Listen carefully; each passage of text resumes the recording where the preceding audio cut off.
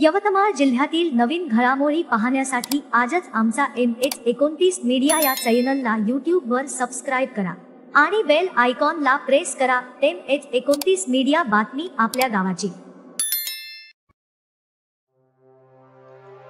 गद्दारांना धडा शिकवण्यासाठी मी काँग्रेस सोबत, शिवसेना पक्षप्रमुख उद्धव ठाकरे कडाडले। दिग्रस जिल्हा यवतमाळ येथे महाविकास आघाडीचे उमेदवार माणिकराव ठाकरे यांच्या प्रचारार्थ शिवसेना पक्षप्रमुख उद्धव बाळासाहेब ठाकरे यांनी तमाम जनता व शिवसैनिकांना पंजा या निशाणीवर शिक्का मारून प्रचंड मताधिक्याने निवडून आणण्याचे आवाहन केले आहे। उद्धव ठाकरे यांचे हेलिपॅडवर आगमन होताच त्यांच्या बॅगा तपासल्याने संतप्त झाले। म्हणाले की पंतप्रधान मोदी, अमित शहा, एकनाथ शिंदे, अजित पवार, देवेंद्र फडणवीस यांच्यासह इत्यादींच्या बॅगा तपासायला पाहिजे, परंतु त्या बॅगा तपासण्याची हिंमत त्यांची होणार नाही। कार्यक्रमाच्या वेळी पक्षप्रमुख उद्धव ठाकरे यांच्या हस्ते पक्षात प्रवेश करणारे दिग्रजचे माजी नगराध्यक्ष विजयकुमार बंग, रवींद्र आरगडे, दीपक किसके, सज्जू पैलवान यांच्यासह पक्षात अनेकांनी प्रवेश करून शिवबंधन बांधून घेतले। पक्ष फोडून सरकार स्थापन करून 2.5 वर्षात महाराष्ट्र ओरबडून काढला आहे। या भागातील खासदार आमदारांनी केवळ उद्धव ठाकरेंनाच नव्हे तर शिवसेना महाराष्ट्राच्या जनतेच्या पाठीत खंजीर खुपसला आहे। राज्यातील उद्योग गुजरातला पळून नेले आहे। मोदी शहा मला विचारत आहे की घटनेचे 370वे कलम हटविले त्यावेळी उद्धव ठाकरे तुमच्या सोबत होते, परंतु तुम्ही आमच्याशी बेईमानी व गद्दारी केली, त्यामुळे गद्दारांना धडा शिकवण्यासाठी मी काँग्रेस सोबत आहे। त्यावेळी या सभेच्या व्यासपीठावर महाविकास आघाडीचे अधिकृत उमेदवार माणिकराव ठाकरे, खासदार संजय देशमुख, काँग्रेस पक्षाचे निरीक्षक खासदार रवी मल्लू, आमदार मिलिंद नार्वेकर, मेघा रेड्डी, मनीष पाटील, ख्वाजा बेग, पवन जयस्वाल, प्रवीण शिंदे, राहुल ठाकरे, संजय मोगे, PD आडे, मनीष पाटील, बाबूराव पाटील, संतोष ढवळे, वर्षा निकम, जितेश राठोड, शरद माहुरे, बापूराव पाटील, नितीन मोहरे यांच्यासह महाविकास आघाडीचे पदाधिकारी मंचावर उपस्थित होते। या सभेला दिग्रस दारवानेर मतदारसंघातील काँग्रेस, शिवसेना, उभाटा, राष्ट्रवादी काँग्रेस, शरद पवार गट, रिपाई खोब्रागडे गट व मित्र पक्षाचे पदाधिकारी मोठ्या संख्येने उपस्थित होते।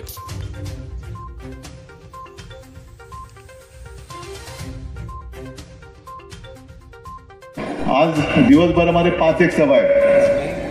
बरं, पंचायत अशी होते ना की एकदा बोलायला लागलं की यांचं सगळ्यांचं पाप हातभर निघतं बाहेर, ते विधभरामध्ये बसवता येत नाही। कारण जर का फाडायचं तर कसं हातभर फाडलं पाहिजे। आणि इकडे पहिल्या प्रथम मला असं वाटतं ठाकरेंच्या प्रचाराला ठाकरे आले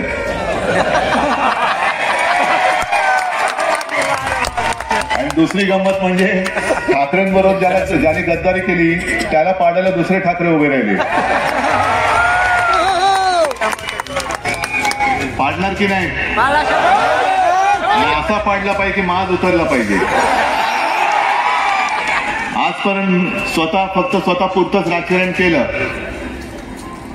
माझ्याशिवाय दुसऱ्या इकडनं आमदार येताच कामा नये हे आम्हाला उशिरा कळलं। स्वतः यायचं आणि बाकीचे पाडापाडी करायची, आता यालाच पाडायचं।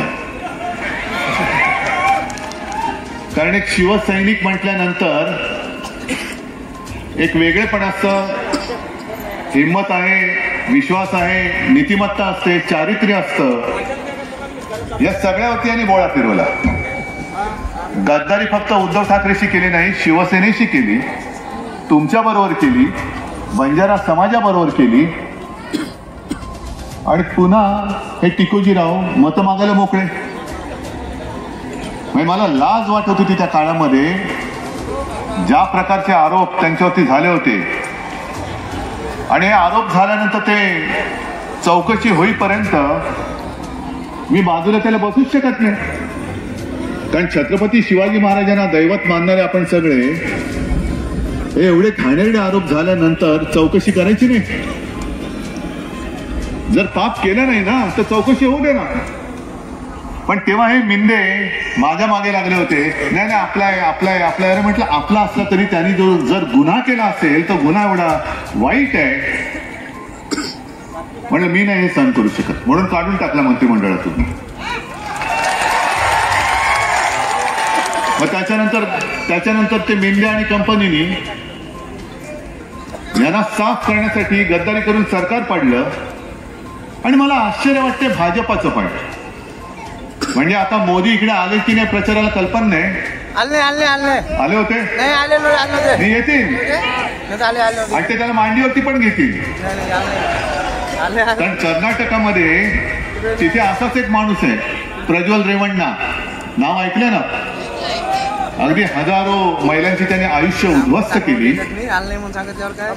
मोदीजी तेव्हा लोकसभेला तिकडे गेले होते आणि त्यांनी सांगितलं होतं की प्रज्वल रेवण्णाचे हात बळकट करा. कशाला? महिलांवरती अत्याचार करा, याचे हात बळकट करा म्हणजे आणखीन अत्याचार करेल. हे असं दळबद्री आमचं हिंदुत्व नाही. आमचं हिंदुत्व स्वच्छ आहे. जे छत्रपती शिवाजी महाराजांनी शिकवलं तेच आमचं हिंदुत्व आहे. आणि मी समाजाशी गद्दारी केली एवढ्यासाठी बोलतोय की तुम्हाला सगळ्यांना कल्पना आहे. मधल्या काळामध्ये बातम्या आल्या, तुमच्यापर्यंत पोहोचल्या, या मतदारसंघात पोहोचले की नाही. मुंबईच्या जवळ महाराष्ट्र सरकारने सेवालाल महाराज संस्थेला मुंबईत एक जमीन दिली होती, सेवालाल महाराजांसाठी, माझ्या बंजारा समाजासाठी. ती जमीन सुद्धा यांनी हडपली, 100% बरोबर. ही जमीन पण अडकली. मग कुठे तुमची भक्ती? कशाला तुम्ही करता सेवालाल महाराजांचं गुणगान? नाव महाराजांचं पण ढापायचं यांनी.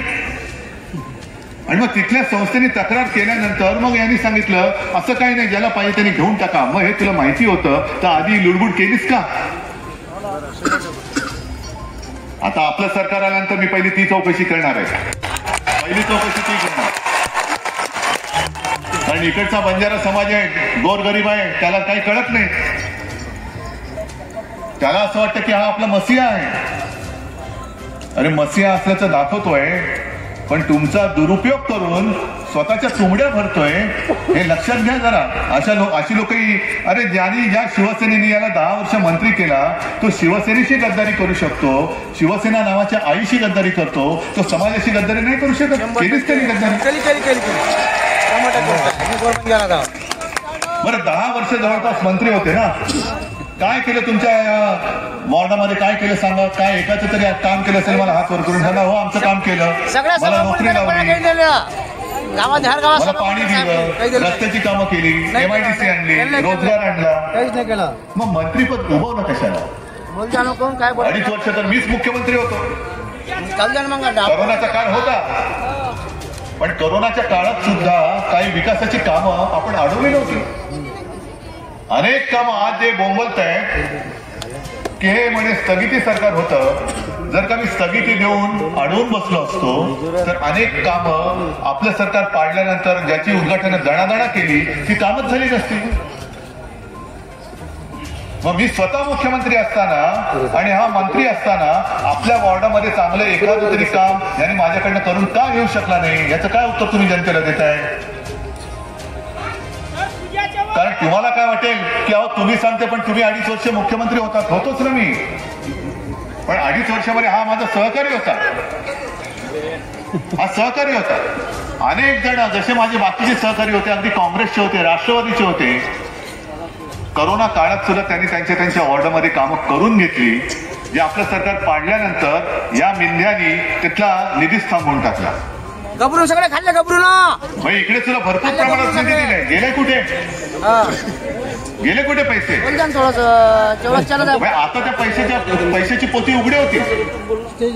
आता कदाचित असं म्हणतात की पैसा वाटप होईल, पण तुम्ही तुमचं आयुष्य विकणार आहात का? अरे बरोबर. तुम्ही तुमच्या मुलाबाळांचं भवितव्य विकणार आहात का? आमच्या मुलाच भवितव्य विकून टाकले सर. बाकी बोलायला काय जाते की आम्ही या करून त्या करू, बरबाद टाकलं करून सारे.